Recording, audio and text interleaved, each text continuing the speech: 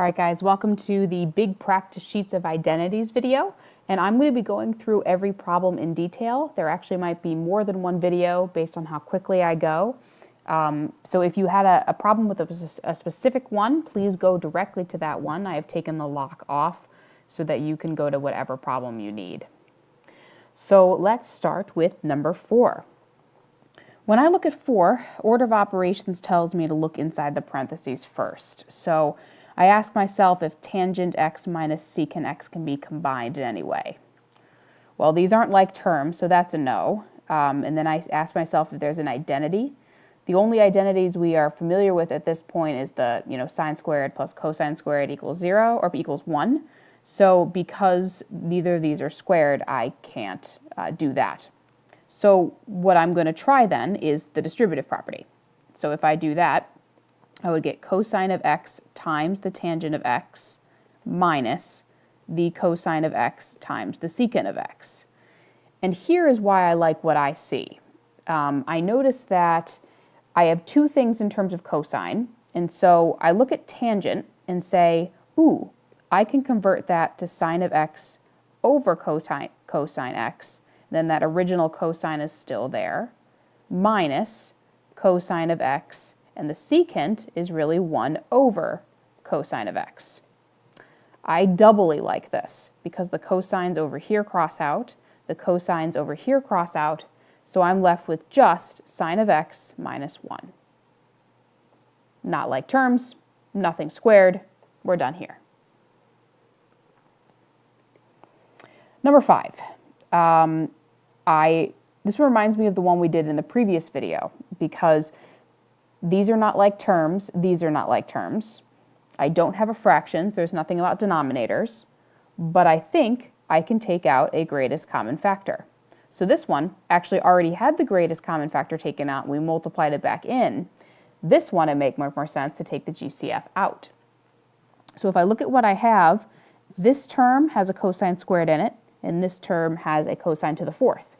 So we can take out 2 of the cosines, or cosine squared, and we'd be left with sine squared of x, cosine squared divided by cosine squared is 1, plus, if I take 2 of them out of 4 of them, I am left with 2 of the cosines. So just like the warm-up problem, sine squared x plus cosine squared x is a Pythagorean identity that equals 1. So I'm multiplying cosine squared x times 1, which is why my answer is just cosine squared x.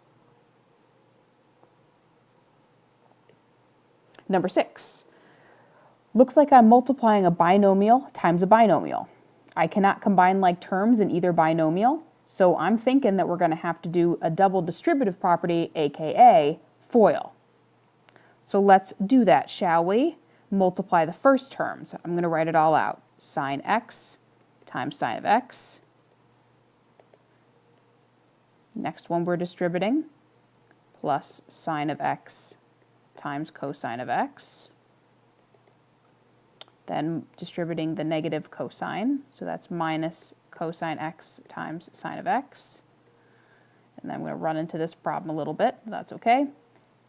Negative cosine x times positive cosine x is negative cosine x times another one. So if I look at what I have, let me simplify.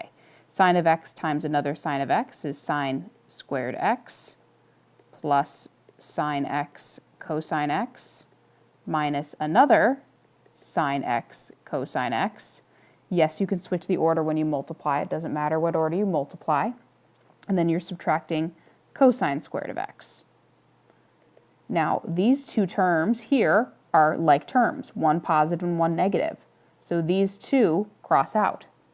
So you're just left with sine squared x minus cosine squared x. Now this is what I was talking about, and please don't mind my scrolling for a minute. This is what I was talking about at the end of the last video, that this is not quite the Pythagorean identity because this is subtracting and this is adding. So it doesn't equal 1, but what we can do is manipulate it so it looks like the answer that's on your key.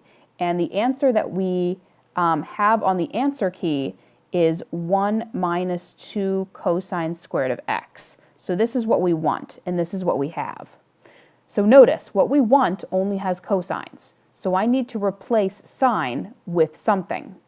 So again, if you don't mind my scrolling, I'm going to go back to this. And remember that cosine squared is equal to 1 minus sine squared from here. And sine squared is equal to 1 minus cosine squared from here if we manipulate this. So if I want everything in terms of cosine, I'm going to replace sine squared x with 1 minus cosine squared x, and then I have the other minus cosine squared x. If I get rid of the parentheses, I guess I don't technically need them there. If I get rid of those, if I combine like terms, I would get these two being combined to a negative 2 cosine squared x, which is where, or why, this could be one form of a final answer. The reason we don't leave our answer like this is because we usually want to get one trig function if possible.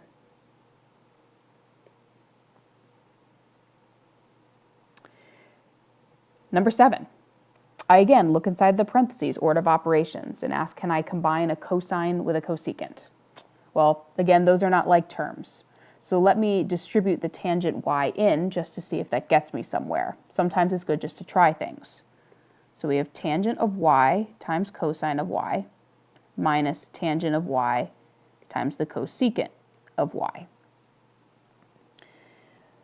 Well, I like sine, cosine, and tangent a little better than other things, but let me again just kind of play around and see if I can get anything to cancel out. This tangent of y could be replaced with sine of y over cosine of y. Now, I like that because I notice I'm going to multiply by another cosine, and that's going to get things to cancel. Let me take this tangent of y and also change it to sine and cosines. Sometimes it's a really good idea to replace tangents with sines and cosines just so you can see something better.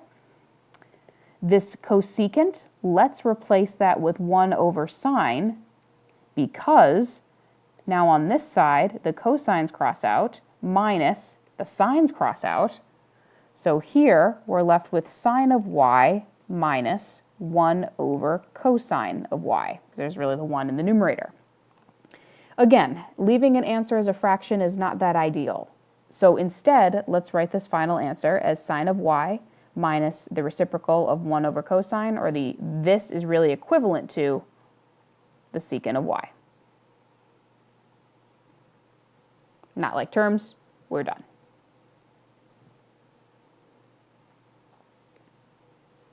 Number 8. Again, can't combine anything inside the parentheses, so let's go ahead and distribute this in and again just see if it helps us at all. So we have cosine y sine y times secant of y plus cosine y sine y times cosecant of y. This problem reminds me a little bit of the one we just did. So let's see. Cosine I like, sine I like. So let's replace that with 1 over cosine of y. And that is going to be very helpful because this cosine and that one are going to cross out eventually. Cosine I like, sine I like. This one, let's change to something more recognizable.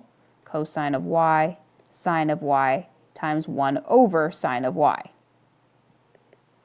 So in this first term, the cosines, one's top, one's on bottom. In the second term, the sine, one's on top, one's on bottom. So here I'm just left with sine y times 1, which is just sine of y, plus cosine of y.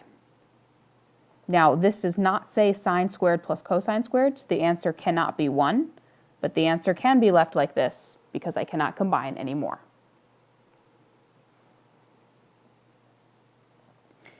Number 9.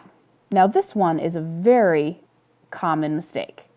A lot of students look at this and say, oh, both the sine b and the negative cosine b should be squared. Yes, but please don't forget that this is really written as sine of the angle b minus cosine of that angle. And the definition of squared means it's the same parenthesis twice. So this actually ends up being the distributive property twice, or AKA, well known as FOIL. So please don't fall for that.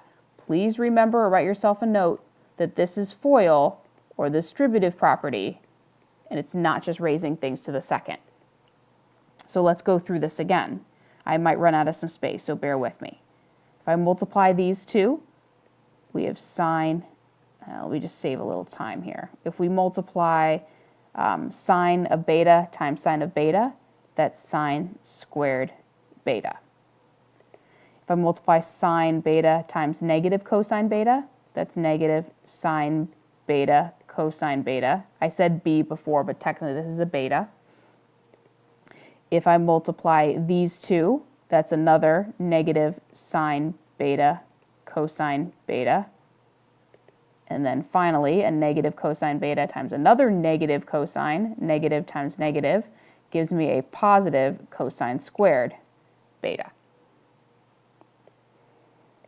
So please be careful here. These two middle terms do not cross out because we have a negative something combined with another negative something. So there are two of these negative somethings.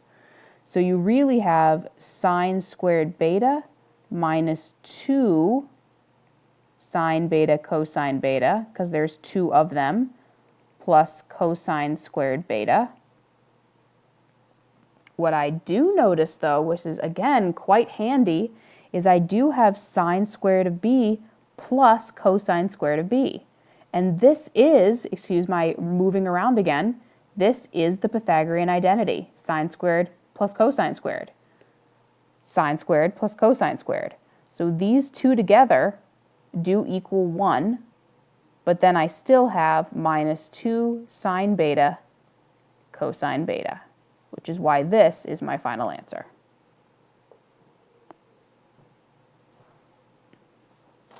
Okay, probably have time for at least one more, maybe two in this video. Feel free to rewatch any example you'd like.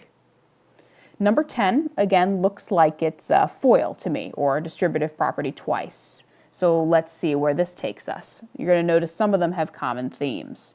We have 1 plus sine t minus sine t minus sine squared t. This time, my two middle terms do cross out because they are one term minus the same term. So I'm left with 1 minus sine squared t, which amazingly enough can be simplified because back to that Pythagorean identity, sine squared x plus cosine squared x equals 1. So if you notice, if you subtract the sine squared x over, cosine squared x is equal to 1 minus sine squared x. And how convenient! We have a 1 minus sine squared of an angle here. So this could be completely replaced with that. So my answer is just cosine squared of t. And if this was not on the answer key, feel free to change it on your answer key. I would say that the green is a much better simplified answer than the blue because of this Pythagorean identity. Last one for this video, number 11. When I look at what I have here, again, I don't have any like terms, but I do look like I have some cosines in common. So I have 1 cosine here and 2 here. So I can take 1 greatest common factor of cosine out, and if I do, I'm left with sine x plus cosine x. And I look at what I'm left with, and I say to myself, these aren't like terms. This is not the Pythagorean identity. So unusually, we're done here. There's nothing else you can do but take out the cosine of x, and that's it. All right, guys, so on the next video, I will be doing numbers 12, 13, 14, 15, and 16. So please join me there if you need help on those. Thank you.